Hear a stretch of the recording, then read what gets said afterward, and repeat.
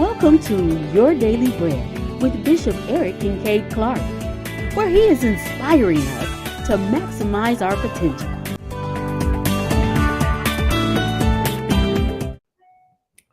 Grace and peace be unto you from God our Father and the Lord Jesus Christ. I'm Bishop Eric Kincaid Clark. Welcome to Your Daily Bread.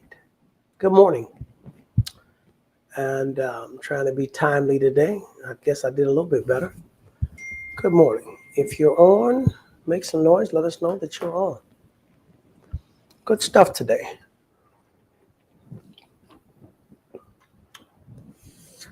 I guess, yeah, they're on. I guess it's my shirt. Maybe that helps.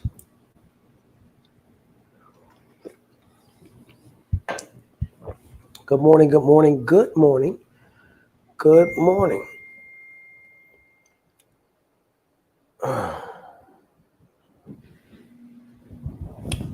How's everybody doing this morning? Good morning, Carol. I see y'all coming in. There's some others. Pastor Simmons is on. Good morning, Trevinia. Elvis. Good morning to everyone. LaShonda. Everyone is in. Karima. Others are coming in. Good morning. Like it, share it, follow, subscribe. Let's get our numbers up.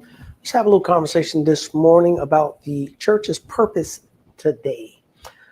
What is the purpose of the church today? I mean, it's easy to say that our purpose is what it has always been. Well, there is a part of our purpose that continues to evolve, and that is relative to the needs of our people. What are the needs today relative to yesteryear? So let's talk about it. Would you all name a few old shows that you remember? Sanford and Son and what was it? All in the Family, Sanford and Son, and moving on up to the east side. What was that? The Jeffersons. Those are some old TV shows that I remember. Let me know. Y'all remember any old TV shows? Any ones that y'all may remember? Those are just some that I remember right off the top of my head. Beverly Hillbillies. Yeah, that's an old show. Give me an old show. Anybody remember any old television shows? My three are All in the Family. That's Archie Bunker and Edith Bunker, and he was a racist. I guess they lived right next door to the Jeffersons, George Jefferson, but they moved on up to the east side. They got a piece of the pie, right? And then there was Sanford and Son is Petticoat Junction. Columbo. Yeah.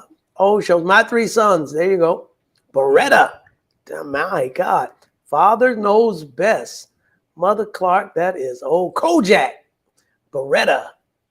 I Love Lucy. Incredible. Different Strokes. That's an old one.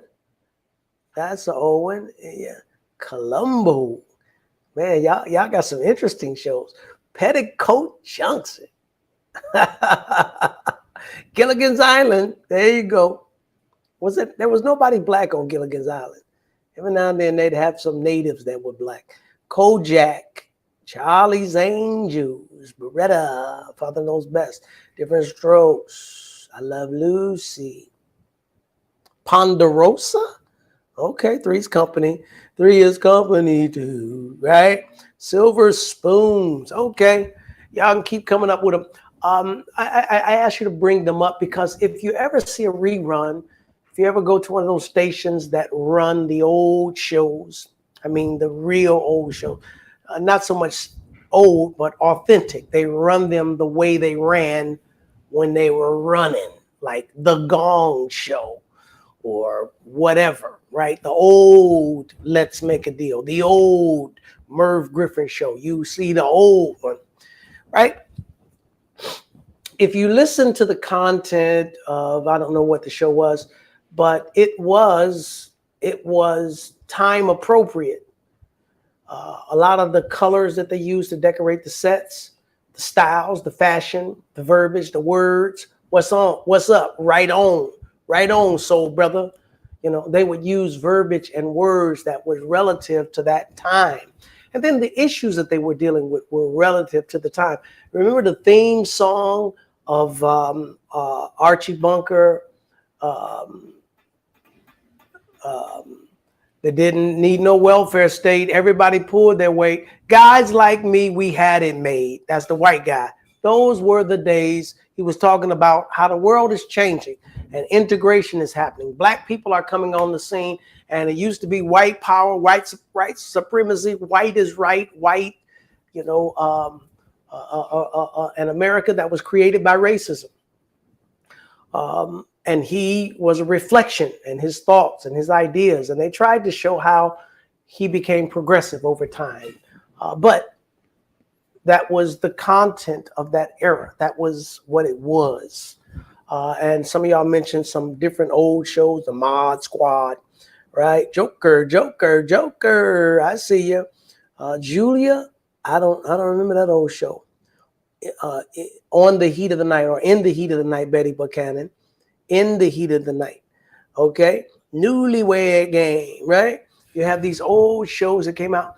Well, you didn't, in some of the shows, they didn't have a lot of black. The subject matter and issue of racism was always avoided, danced around. Every now and then you have a cop show, and there was a white cop and a black cop. And when the black cop would go in, they would sometimes always treat him a certain kind of way. And then the white guy would come in and they would straighten up and straighten out and say, okay, this must be the real police. That kind of thing. I mean, those issues were tackled. They were put in front of us. They were put in front of us to tell the story, to show us what's happening. But also they could have been programming in a way. But they served their day.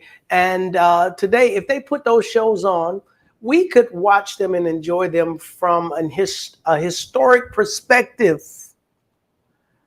to get the little comedy out of it, to get the narrative out of it, to get the storyline out of it, to get the point out of it, or just the entertainment out of it. But we could clearly see through the visual, we could clearly hear through the content of their conversation and their subject matter that their narrative was situated in a time that's gone.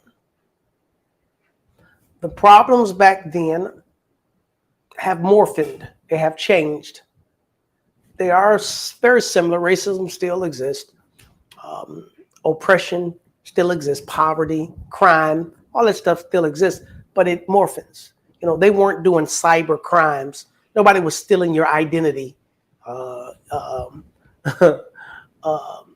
Fred Sanford. Fred Sanford would have an episode. Somebody stole our truck. They stole the truck. Okay. Well, nowadays they stealing your name. They stealing your money out your bank account. They stealing your identity, right? Now, the modern shows today, I must admit, I don't, I'm not a big, I don't have no show. Okay. That's my show. I don't have no show. But I have seen, what do I see today on TV? I watch the NBA game. I watch the NFL game. I watch a little news, CNBC. I'm looking at the stock market and money channels, money-making channels. And, but y'all look at the home. I know Lenore, she looks at the home improvement stuff. And then there's some of y'all look at the housewives and all them shows. I used to look at those shows that would showcase luxury lifestyles and, automobiles, yachts, planes, mansions. It's just inspirational for me. But what are some of the modern shows? I don't know. What are some of the regular modern shows? I don't know if they have TV shows or if they just got series or seasons of something.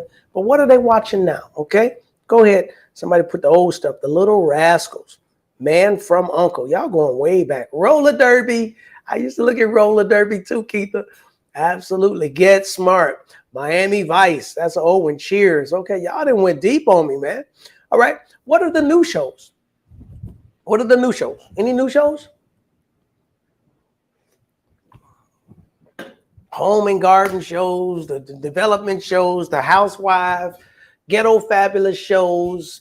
He said, she said, you said, I said, they said. I remember Scandal. Scandal was a show, but they didn't progress beyond Scandal. What was the other one? It was a show where the black folk was running the music empire. Was it Empire? What was it called? Then they came out with Power. I haven't really watched that, but Power is one. What's the new show? Tiny House. Stop. Now, is that the show with where the short people? I don't know what that show is. 9/11. Okay. What's the new shows? Now, y'all sit here and act like y'all don't know what the new shows are. Y'all something else. Good morning. Good morning. The FBI. Okay. What are the new shows? What are the new shows? Let's Make a Deal was old. Now it's new. Okay. What are the new shows? Any new shows? Okay. I guess they ain't got no new shows on. I guess they ain't got no new shows. Monday Night Football. That's a good way to say it. Some of the old stuff is still on, but they make it new. All right. Let's Make a Deal is new. Steve Harvey is on Family Feud. What was the old guy's name before Steve Harvey? Richard Dawson. What was the guy's name? I think maybe Richard Dawson. But then you got the new guy, right? Steve Harvey has pimped it out, and it's alive and well. He's pimped it out and taken it to the next level. Pimp My Ride. That's a show. The Upshaws. I'm not familiar with them. Blackish. That's one of the shows. Blackish and Grownish, right? Modern Family, CSI, American BMF. What is that? Bishop Small Living Houses. Okay, I'm sorry. Chicago Fire. Okay, they got some new stuff. There you go. Now, SVW, Law and Order. Law and Order been going for a long time. Yeah, Law and Order. Gotham Knights. Oh, okay. I ain't hip to Gotham Knights. That's new. Idol, American Idol. Right. Okay. So we done went from the Gong Show to American Idol or The Voice, right? What is church doing? Is church more like Sanford and Son, or is church more like The Voice? Does church have the dynamics of the Beverly Hillbillies or All in the Family or the Jeffersons or Columbo? Is it old and antiquated like the old shows, or is it modern and relevant? You know, they got shoes. I saw, what's his name? RuPaul got a couple of shows.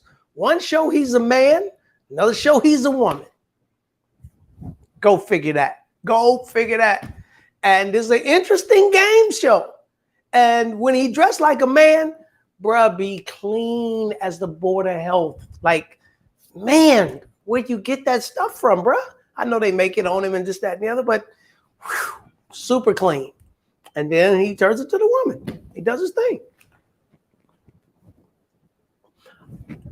You couldn't have put that on in the 60s and the 70s. Come on now. You could not have put that. Lingo. Yeah, that's that movie. That's that show. It was I enjoyed the show. I enjoyed the game. It was a gango. What is the lingo? Lingo. I mean, isn't that relative to our time today? It's just words and lingo, and you know, it's a whole syntax of the way you organize and how you're doing what you're saying. Interesting. And it's fun, colorful, bright, and he be clean, boy. He be clean. Nonetheless, what is the church? Is the church more like the Merv Griffin show, or is the church more like lingo? And I'm not trying to deal with a sexual identity thing. I'm trying to deal with what is old and antiquated, what is modern, what is fresh, what is new, what appeals to this generation. Now, to our subject matter. But what is the purpose of the church today? Has the church outlived its utility? Have the church outlived its usefulness? What parts of our religion is antiquated? What parts of our tradition need to be discarded? What part of our religion and tradition is so unappealing to this generation? We know the message stays the same. God loved the world. He gave his son. His son gave his life to reconcile us back to him. Through faith in his work on the cross, we are saved. Born again. Marvel not, I say unto you, you must be born again. That is the message. God, in the beginning, was the Word. It was with God. It was God. Became flesh, dwelt among us. We beheld his glory as the only begotten of the Father. The message doesn't change. He's the God and Father of us all. Pray after this manner. Our Father. He is the God and Father of all creation. God is everybody's origin. Ooh, Lord, don't get into no theological debate on this. Okay, so God made everybody. Black, white, rich, poor, young, old, wherever they are, you find them. God made them straight, gay, otherwise. God made everybody. And he is the Father. He is the origin of us all. Right? And everybody, black, white, rich, poor, young, old, straight, gay, must be born again. Everybody must put down the Adamic nature, the sinful nature, right? And come into a life of that mimics his son, that portrays the virtues of love and honesty and moral purity and equality and righteous judgment, mercy, humility, servitude.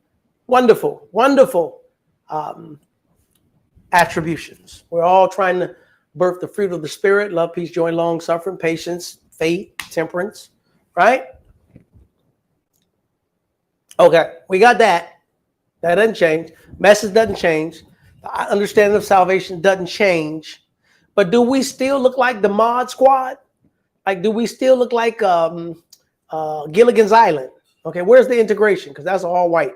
You know, you got all these shows all white. But today, they're not all white. They're not all white. They got black folk in the show, starring role, supportive role. They got, not just your token black. Now we got black shows, not just on the Black Network. And it's not just black. You got Hispanic. You got Asians. You got people coming on up and doing their thing. And it's not just what was the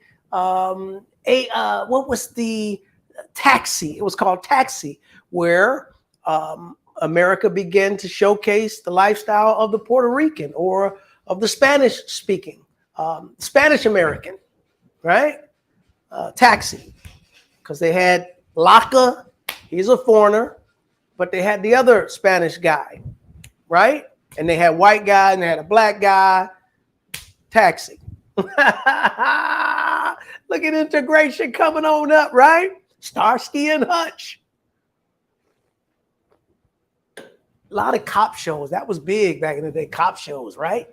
Mod Squad, Starsky and Hutch. What was the two guys on the motorcycle? Whatever that was. Chips, right? And then you had they had all kind of it's always police shows. But over the years now, I like how Law and Order starts out with the police. They arrest, they do their thing, then they take it into the courts and all the way to the end. And sometimes you get to see the mayor involved and political leaders involved. You get to see behind the scenes with the judge, and it just gives you a broad scope. I do enjoy that presentation. But it's interesting because that it is that Law and Order. I don't know how long it's been going. Check it out, somebody. How long has Law and Order been running? How long has Law and Order been running? 10 years, 15 years, 20 years? Over its history, it has evolved.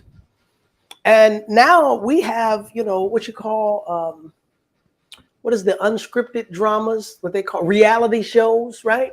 Supposedly reality shows, because these people, if it's reality, you can't have a script. You can't say, ready, go. And then y'all start acting like y'all being natural. No, you can't act natural. You can't script a fight. You can't script he like her and she like him. And you can't script that stuff and call it a reality show. It's entertaining. I don't get into it, but it's entertaining. And for a season there, a lot of actors and actresses, professional, were out of work. And now you see major actors and actresses, man, they doing commercials, they doing anything. Why? Because they need a job, right? Yeah, they need a job. They got to keep working. It'd be amazing, man. You see these people, one moment they're in a movie, and the next minute they're selling deodorant, dude. They're doing something else because they need a job. Because the entertainment world has changed, and nowadays you don't even have to be a professional. You set up a camera and you can shoot a movie. You can shoot a show. You could do your, what was that movie? It was a terrible movie that they shot in the woods, and they was running, and the camera was always shaking. It was supposed to be a horror movie, a scary movie, and it sold a whole lot. Everybody was all crazy about this movie, and amateurs made it, and you could tell amateurs made it, but it really caught on with the next generation. What was that? Law and Order has been on since 1990. Wow, that's 33 years. Wow, that's intense. So it has to grow and transform. But what was that movie, y'all?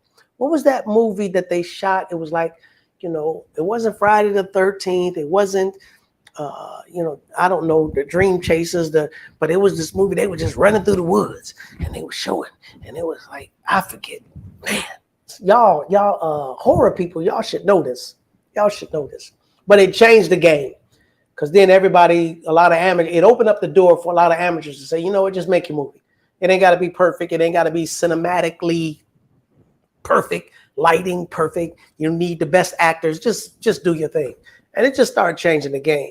Blair Witch Project. Thank you, Elvis. Yeah, the Blair Witch Project. I never saw the movie because I'm not into that genre, but it changed the game. And now, if you on television flicking through it, you don't really know what you're gonna see. I love the blockbuster movies, but I like when they spend, 20 million, 40 million, 50 million to make a movie. I want to see Avatar, right? I want to see like Creed. Let me see the next Creed coming out, because I like the professionals. I like the lighting. I like it to be shot a certain way. I like that. But these little amateur movies and stuff, no big deal. How much it cost them to make it? That's one of the things I look at. How much did they cost?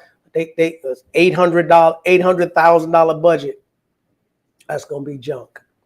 But every now and then they come up with something that be the bomb. Well, I'm going on. We're having a good time today. But the point that I'm making is the world has changed from 30, 40, 50 years ago when we grew up watching different stuff. The content that's dealt with has changed. The way they capture it has changed. The acting has changed. The narrative has changed. Like everything, the cameras, the technology has changed. TV has changed. If you still got a TV, a tube TV, they don't even, they ain't nobody got one of them. You streaming on your phone, you streaming on your computer, you got a big flat screen. Everybody got a flat screen because you can get them now for $200, Why does everything change but the church? Why does everything evolve but the church? Again, our message never changes. Our faith never changes. Our understanding, and even as we're going to be dealing with this year at the conference, again, I'm hoping that many of y'all would come to the conference. It's down in October. You still got 7.5 months. Come on, down here, hang out with me. It's a little pricey because I got it at a flat spot. If you come, it's going to be wonderful, because it's not just going to be a conference, but it's going to be a time for you to be, in a wonderful environment on the beach. Nice restaurants, nice entertainment all around you, just incredible. So I think you should come on down. And if you're already here, come on over and hang out with me and Master Prophet Bernard Jordan for Pastors and Leaders Conference, Leading from the Future.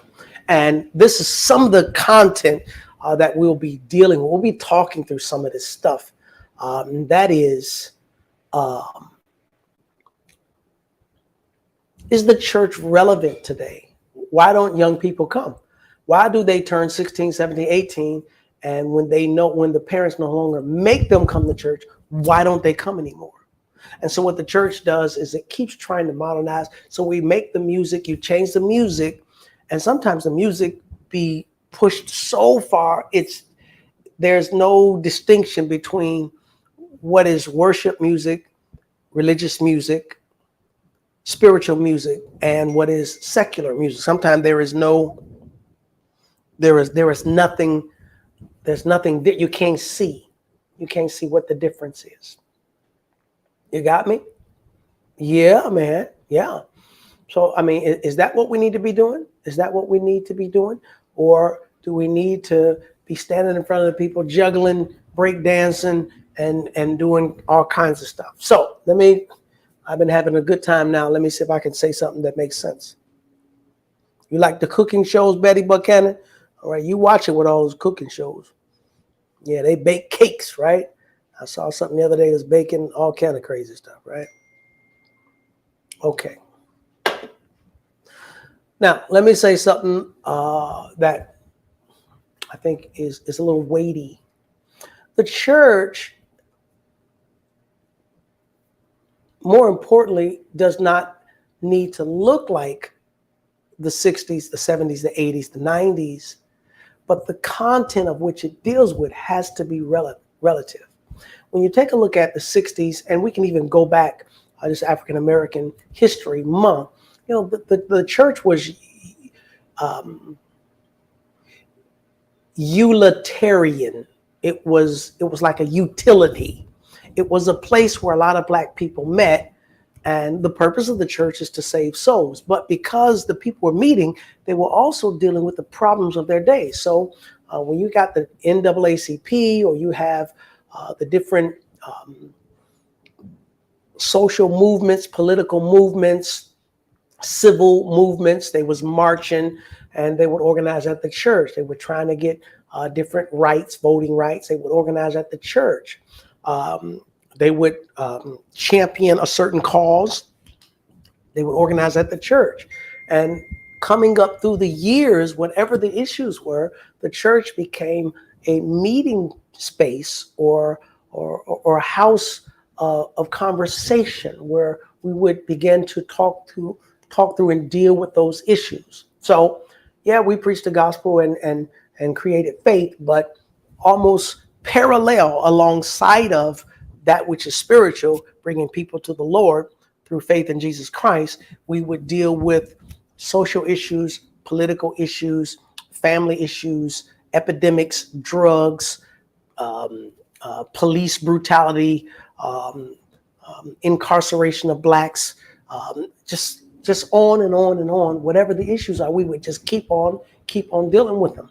And well, here we are in 2023. Man, we ain't in the 60s. They not organizing a lot of marches, you know, but now it's organic. And, you know, like Black Lives Matter, you know, that wasn't birthed out of church. It was 3 women, 2 who identified as queer. Thank you, sweetheart. 2 who identified as queer, self-identified as queer, but they evolved this movement of Black Lives Matter that has been a force, that has had a message and been a force, and have been positively used to galvanize, to bring people together on issues today. Not the church. So the church was the center of political activity. The church was the center of social reform. The church used to be the center of all the politicians would come through the church. They would ask, you know, I used to get, you know, he's come to my church. Can I, and every now and then I let somebody say something, you know, but I didn't really let our congregation, let my ministry be used to put that one in office, that's just not what I'm called to do. But there are some churches, that's their call. I don't knock them for that, for their political involvement. And man, that's good, man. Somebody's got to do it, because that ain't what I'm doing, right? So everybody's got their utility. But as a whole, this is a big statement. It's a big conversation, because you have Episcopal churches, African-American Methodist church. You got all kinds of reformations, all the way to non-denominational churches, full gospel. Then you got mainstream Pentecostal, apostolic churches, Church of God in Christ. You got all these church, Baptist, Southern Baptist. You got all, when you say church, you're about the Black church, the white church. You're talking about big churches, small churches. You're talking about all kinds of churches. So church is just big, man. It's big. There are 9 people meeting. That's a church. There are 5 people meeting online. That's a church. We got, 100 people in the building, 200 online. That's our church. You got some people that got 3,000 people meeting in a building. The church is so varied. So it becomes difficult to even facilitate a conversation about the church's relevance and impact, because what church are you talking about? So just so that the conversation can move, let's talk about the church that you know, which is Body of Christ Assembly, and maybe what you grew up in or what you still are connected to, different places you see. Then you got the national church, churches, and the national church. Those are churches that are online. Our church is getting somewhat of a national feel. We have people that support us from all over the country and beyond its shores. So it's a different, it's taken on a different face. Is the church relevant? What is its purpose today? Are we fighting for civil rights? Even though, it's said that we live in a post-racist America. That's not true. It's just morphed into a different language, verbiage. It's, racism is alive and well, trust me. But blacks could still vote. Now there has been, voter suppression and so should that be an issue that the church takes up?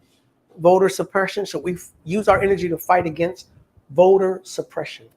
Okay. We know that police officers, police brutality, black folk are getting into the foolishness, beating up the citizens. Okay, should that be the fight that the church takes? So should the church use our energy and our efforts to organize, to march, to vote, to change policy, to adopt laws and practices that brings reformation to our law enforcement? It's an issue. In my opinion, education is one of the biggest issues. If I was to throw my little ballot in the hat, it would be for education. The church, a major issue is education. I believe that the greatest thing I can offer a person beyond salvation is education, to get educated, to get formally trained in one of the arts, science, creativity and technology, managing technology, just getting an education. It does not guarantee a job, but education creates opportunity. That's it. If you go to college and get your degree and even go to get higher degrees, it doesn't guarantee that you're going to make a lot of money. And sometimes that's not always the goal. But you could be a more valuable contribution to society. You can help the world that we live in. You can contribute something. When you have no education, the jobs that are afforded you are limited. And it could be a formal education or non-formal education. You don't have to get your education through college in the traditional sense, but you just need an education. Because when you don't know nothing, you have to do manual labor jobs. They will hire you to, do physical labor, stuff that you can do. Push this, pick up this, load that, unload this, wash this. Like it's different type of labor. But when you have education, opportunity is created. So should that be what the church is engaged in? Should we be engaged? Because there are those that say, well, the real problem is political. Who is in the White House? Who is in the Congress? Who is our congressman? Who are our representatives? Who are our governors? Who are our city council and leaders and mayors? And so should the church really formulate itself to be involved in the political process, getting people registered to vote, promoting different candidates with different ideas? Is the church relevant today? Is that what the church should do? Could those things be done at the YMCA? Could those things be done in some other kind of organization? One of the things I'm trying to get to is when something else is called alongside of our message of salvation, message of spirituality, If you're not careful, you could lose your way and lose your purpose. And that issue becomes clouded. I don't believe that you should come to church every Sunday and hear that Jesus died for your sins and rose again. I mean, after you heard that message 36,000 times, many of you, if you're not saved yet, what you want us to do? But it does become problematic if you've heard that message 36,000 times and you can't share the message.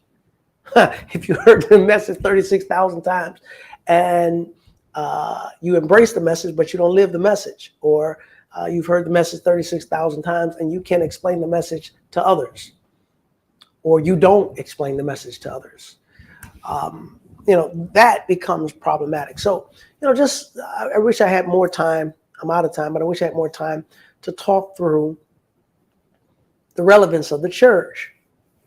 In some ways, people would use the church as a stepping stone, as a platform. Singers would learn to sing in the church, and then they would, go on to greater things. And so the church becomes a stepping stone for different ones. Now, certain people are called and their anointing, gifting, it swells and, it just happens. But other people, they try to plan to go by way of the church. And the church accommodates these people to try to propel them into their careers. Is the church relevant? What is its relevance? What is its purpose today? What are the problems today? Are the church dealing with those issues today? Because if the church is answering questions that were asked 50 years ago, if we're dealing with the issues of 30 years ago, then it's not relevant today. It's not relevant today. The message is eternal, but our engagement, and the way I see it, is empowering the people to be effective in their world and not address it from an institutional, from a group. We're coming up on the days where we'll be back in our food bank, okay? So as a group, we pay for, y'all give, we pay for, we organize, we submit to the codes and the laws that govern feeding our community. And 100, 200, sometimes 300 people come out once a month and they get all this food. And so we attack this issue as an institution. But there are a lot of challenges in your family. Think about the challenges that are in your family. I really have to equip you to deal with them because they're not even at church. The challenges that are going on in your life, in your family, in your community around you, they're not at church. They're in your world. They're not in the church world. And so to empower you, for the church to be effective, we must empower you to impact your world. That's where I'm at right now, y'all. That's where I'm at. I am excited that the kids between the age of 5 and 11, they have a Sunday school starting March 5th. Our own Sister LaShonda is going to be there to minister to the kids age 5 through 11. She also is directing teen ministry online Wednesday at 8 o'clock, Sunday at 8 o'clock on a Zoom. Go to the BACA website, BACA1, BOCA, the number 1, .org to get that information. But I'm very proud of you. I'm very glad that there is still some institutionalized, somebody who's taken the initiative to organize, and you all need to get behind her. Bring your kids and grandkids, 5 to 11. Let them be taught in the word of the Lord, right? And that's beginning first Sunday and every Sunday after. First Sunday and every Sunday after, 9 o'clock Sunday morning. You bring those kids for Sunday school. We're going to have some ministry for them. LaShonda's going to be there ministering, right? Very good. Zoom, Wednesday and Sunday, 8 p.m. All right. Thank you, people of God. Thank you, people of God. Thank you, people of God. It is Friday. It is Friday, and we're excited about this weekend. I have a powerful word for you this Sunday. I want you all to meet me. And what time is it? Man, I've gone way over today. I want you all to sow. Listen to me. I'm noticing a trend. I can tell. I put some information out, and it has stymied some people. Why? Because the support is way, way down. Ever since last week when I said your giving through the electronic apparatus can take between 10 and 15% of the money that you give. That's just the cost of doing business. Some kind of way people, they just went into shock and they're not giving, they're not sowing. Is it that they're waiting to bring cash? Is it that they're waiting to bring a check? Is it that they have yet to get involved in Cash App? Cash App gives 100% to the church. Do that. But if you're confused as to how you want to continue to go forth the way you've been going forth. Because certainly getting 90% of what you give is better than getting nothing. The people have just been stopped in their tracks. People of God, it is imperative.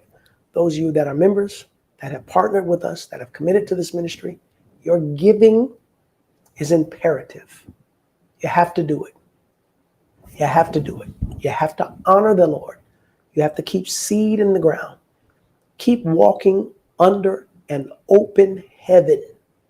The law of reciprocity does not stop. You definitely need to stay in the harvest mode, which means you definitely need to stay in sowing mode. So be faithful to the Lord with the tithe and honor the Lord with your offering.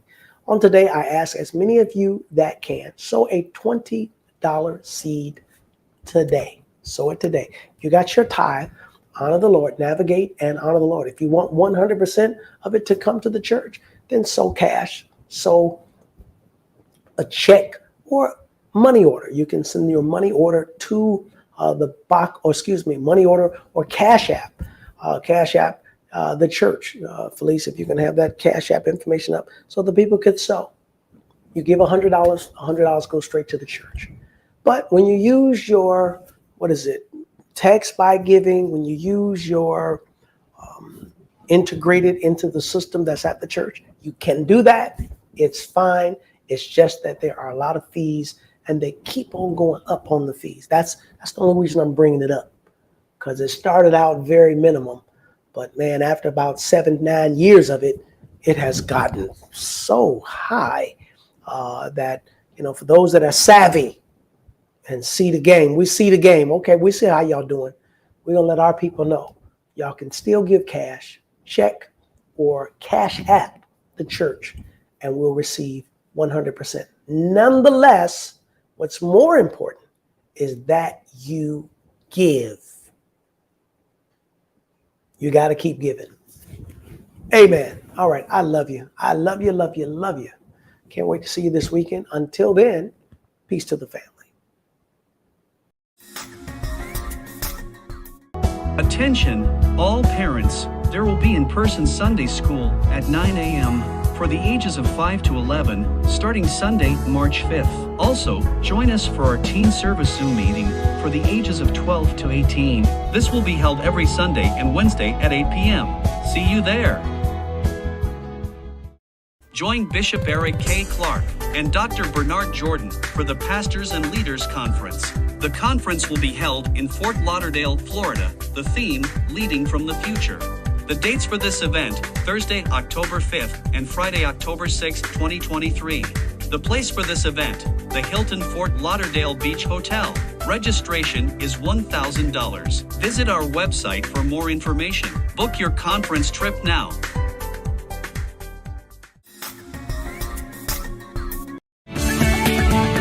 Thank you for tuning in to The Daily Bread with Bishop Eric Kincaid Clark.